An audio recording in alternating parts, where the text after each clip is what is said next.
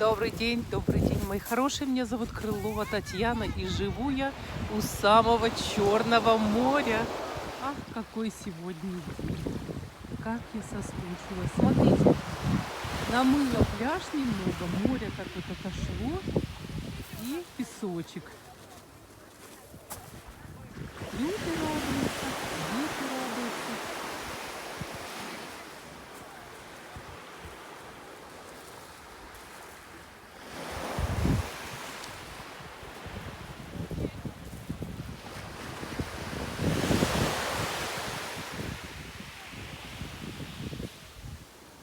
Помните, совсем недавно я снимала, что будут строиться здесь храм-часовню. Вот уже потихонечку и возводят. Возле набережной вот паспорт объекта храм-часовня в честь святых мучеников Инны, Пины и Римы. Вот в таком месте хорошем будет здесь часовня.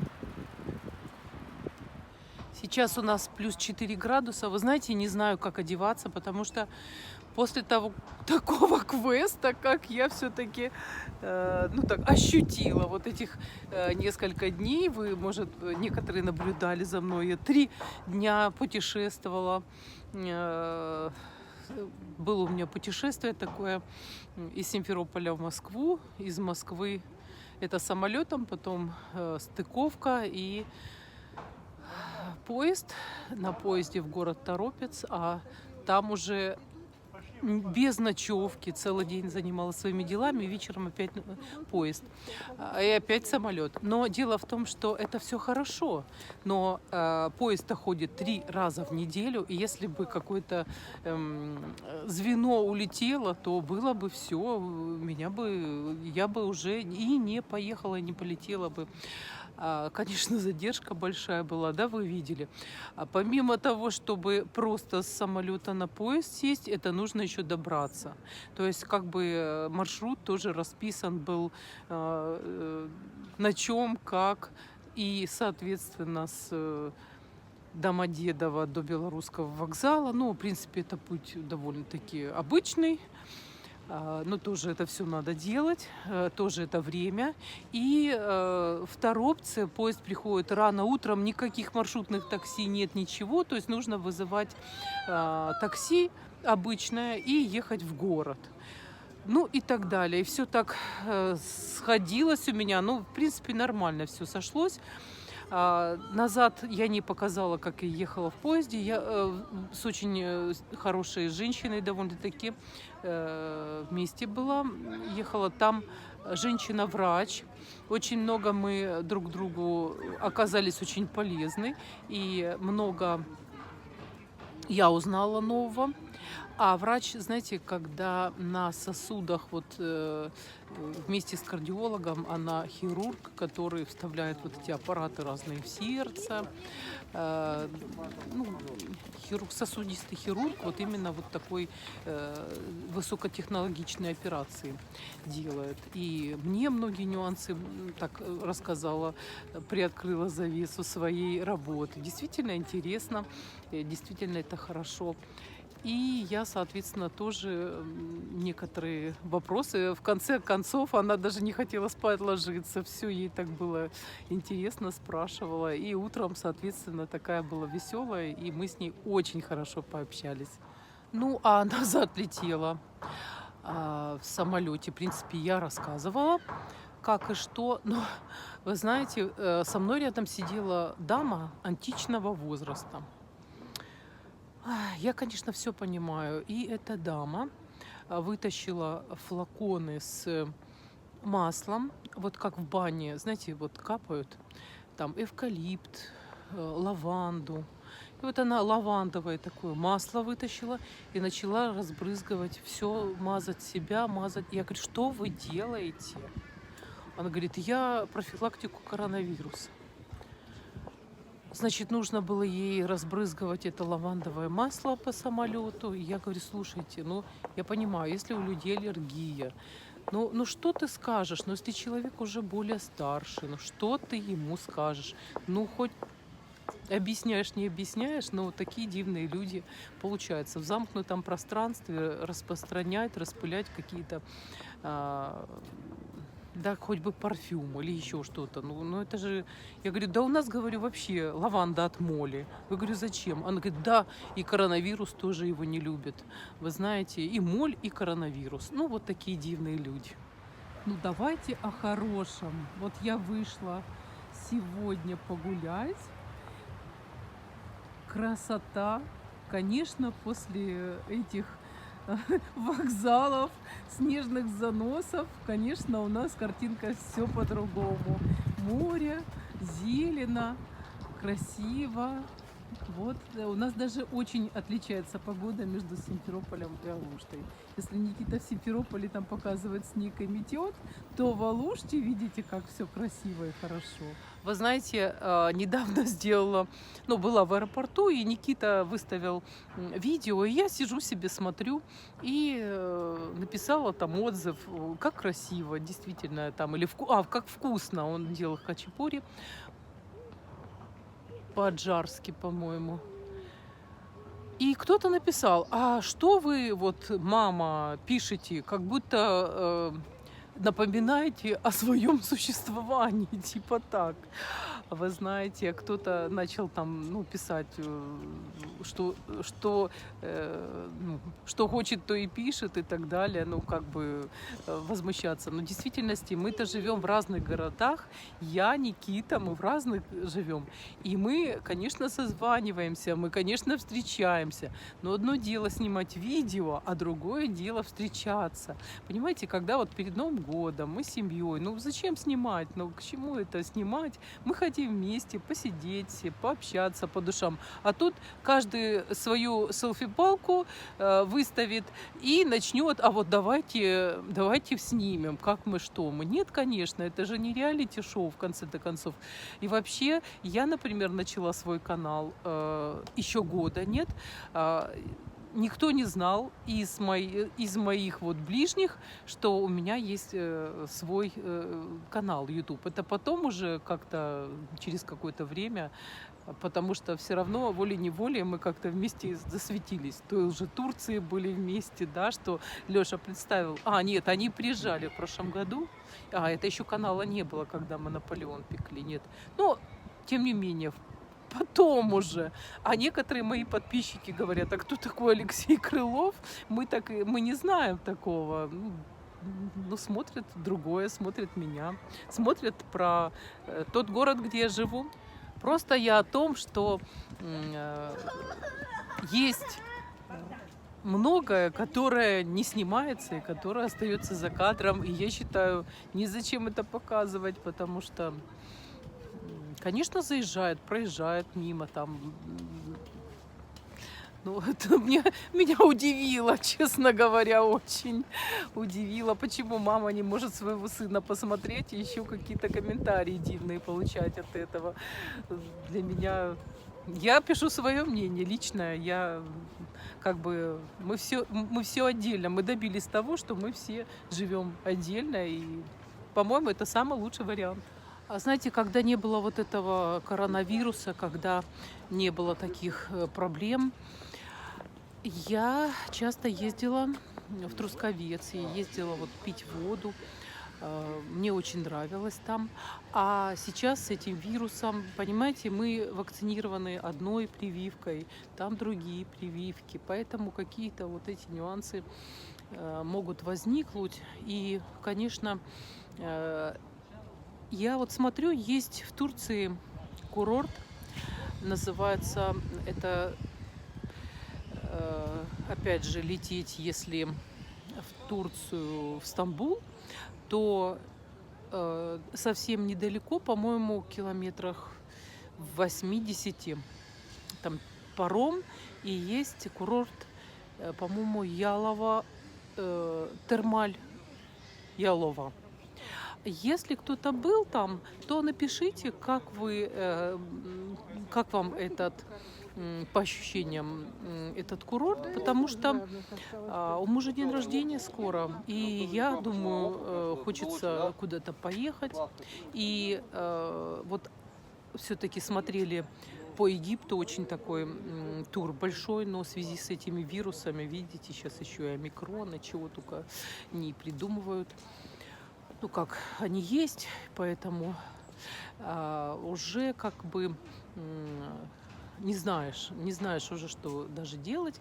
И вот один из моментов, я просто видео посмотрела, там и для глазок можно, и купаться, и так далее. Может быть, вот сделать такое больше отдыхательное, бальнеологическое какое-то такое путешествие. Ну, посмотрим. Еще же я не была еще во многих местах Стамбула, да, мне хотелось бы. Вот уже такие подвижки есть. Так что кто был там, то обязательно напишите. Может быть, какие-то рекомендации. Как вам понравилось, не понравилось вам. Ну, я вот думаю пока что. Такие собачки. Такие красавицы. Я, кстати, вот, знаете, поймала себя на мысли, на такой, что в какой бы я стране ни была, и везде я смотрю на окрас кошек. Вот была в Таиланде, там остров, а, и на острове такие кошечки интересные были. Но очень неинтересно, что они по столам лазили. Мы завтракаем, они так прыг-прыг-прыг. Вот это, конечно, было неинтересно. Остров Наньгюань, думаю, остров, и там кошечки. И так смотрела, вот именно такие красивые кошки. И знаете, вот где бы я ни была, я обращаю внимание очень на животных. И буквально вчера думаю, знаете, вот интересно, вот те животные, которые были у моей бабушки, там у моих родственников, я их с детства знаю по кличкам. А что касается вот даже своих одноклассников, я сейчас знаю, помню кого-то фамилия, кого-то имена. Представляете, кошек, собак, клички я помню, одноклассников-то не помню. Ну не всех, но факт есть фактом. И вот одна женщина говорит, что у нее кошечка недавно, короче говоря, сдохла. И она в очень в таком состоянии, в тяжелом, вот ей очень тяжело. И это действительно проблема, когда животное с тобой бок о бок там 10, 15, 12 лет. И у моей знакомой тоже, когда собака ушла как бы из жизни, она говорит, больше никогда не заведу. Но проходит месяца два, и опять она заводит щенка. Ну вот так. Вы знаете, наверное, даже попросила меня снять целое видео по этому поводу, по поводу как бы душевного спокойствия, когда у человека по потере домашнего питомца. Но это все, конечно, личное, очень внутренне. Но к этому нужно как бы понимать, что жизнь человеческая, она одна, а питомцы живут гораздо меньше. Поэтому, конечно, жалко, конечно, ну, у меня даже, помню, у бабушки котик попал под машину, и дедушка, ну, такой, знаете, вот, ну, ничего на нем нет, ну, вот просто раз и все, и, как говорится, котик валяется. И такой красивый, пушистый, черненький. И бабушка так плакала. Дедушка говорит, ну давай я с него чучело сделаю и посажу тебе вот на персик. И будет он у нас сидеть. Но она несколько дней переживала. Она очень переживала. Котик хороший, за ней бегал постоянно. Так что, видите, вот очень много моментов, которые влияют на нашу жизнь. И не только наши близкие, не только наши там подруги, знакомые, а и домашние питомцы, домашние животные, которые с нами живут, либо вот вокруг нас, очень на наше моральное состояние. Почему я так рассказываю? Потому что, видите, у нас вот очень много людей, очень много, у которых все-таки домашние питомцы есть, и которые о них заботятся.